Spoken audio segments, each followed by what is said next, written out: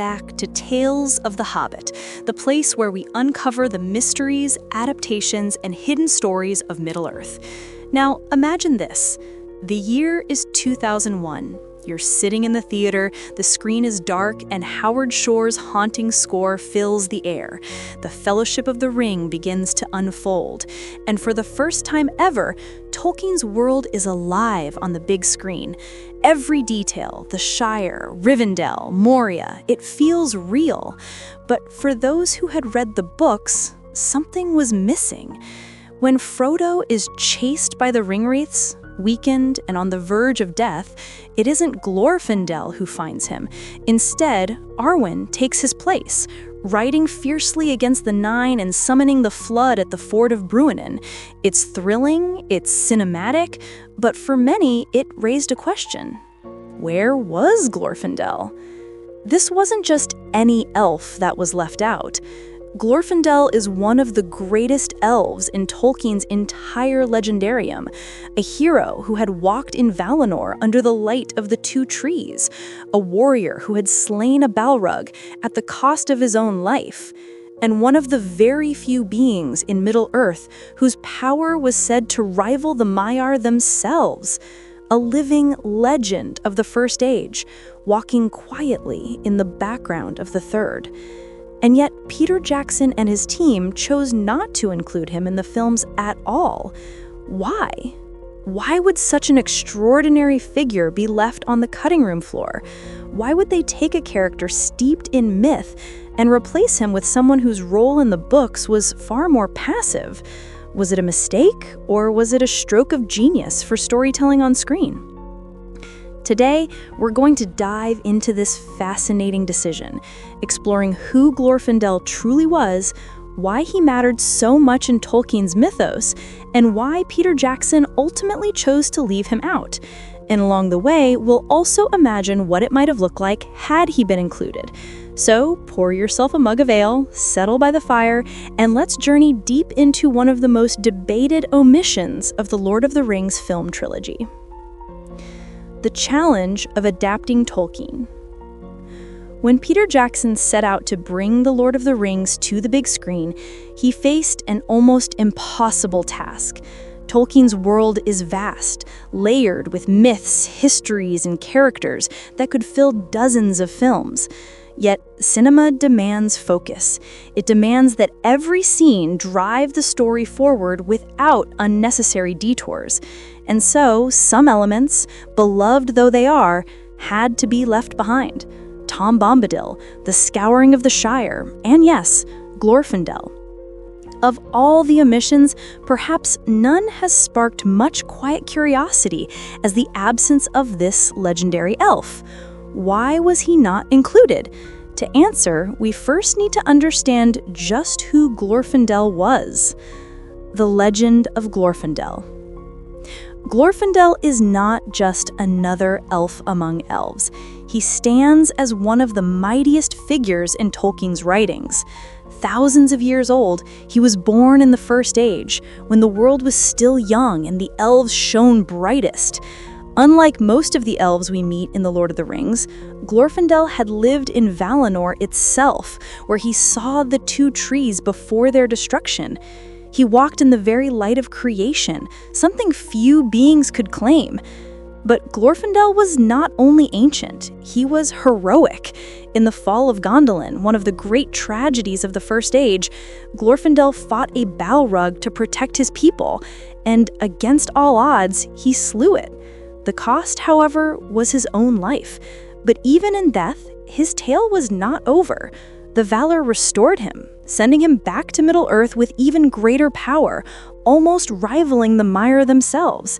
He returned as a beacon of strength and wisdom, and his very presence carried an almost angelic aura. He was a living legend, walking among mortals. Glorfindel's role in The Lord of the Rings. When the story of the ring begins, Glorfindel's role in the books is brief but dramatic. It is Glorfindel, not Arwen, who finds Frodo after his flight from the Shire. He places Frodo upon his horse, giving him the chance to cross the ford of Bruinen and escape the Nazgul. Yet, strangely, after this crucial moment, Glorfindel fades away. He does not join the Fellowship. He does not appear again in the journey.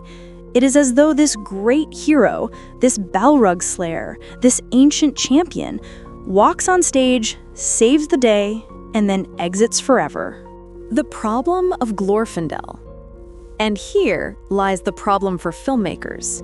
Glorfindel is not just another supporting character. He is a nuclear bomb of a presence in Tolkien's world. Including him creates a question for the audience. Why doesn't this legendary figure remain involved? If he is so mighty, why not send him with Frodo to Mordor? Why not have him stand against Sauron's armies? His power, his history, his very aura makes him too big a gun to fire only once. It's what writers sometimes call Chekhov's gun. If you introduce something incredibly powerful early in a story, the audience will expect it to come back later. To include Glorfindel would have been like introducing Thor in the Marvel movies, having him deliver a pizza in the first 20 minutes, and then never mentioning him again. It would feel wrong. Arwen steps in.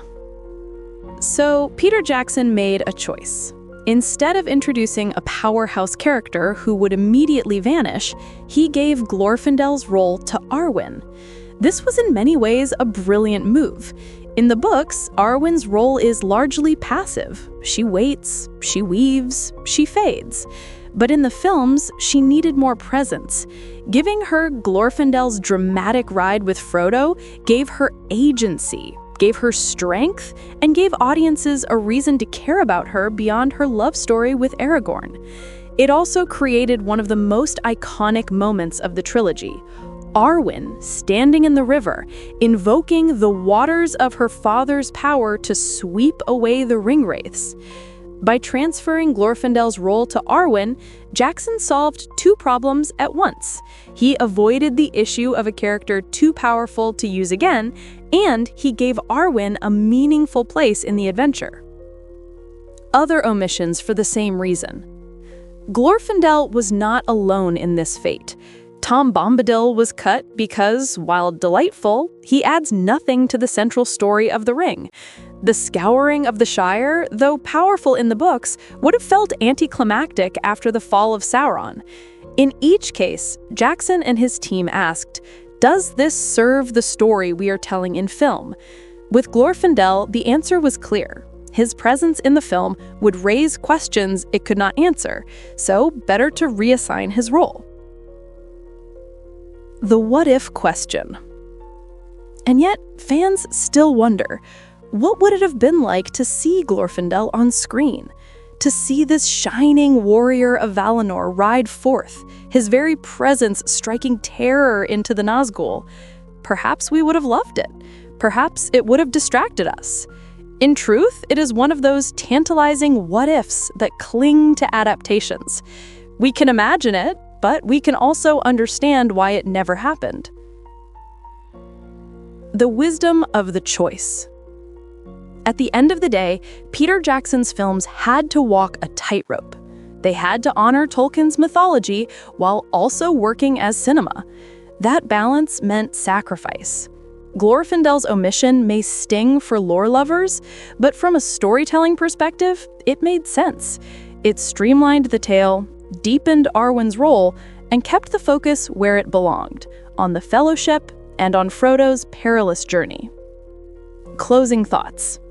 So why didn't Peter Jackson include Glorfindel? Because sometimes less is more. Sometimes a character too great, too powerful, and too briefly present can do more harm to a story than good. Jackson knew this, and in leaving Glorfindel out, he strengthened the narrative.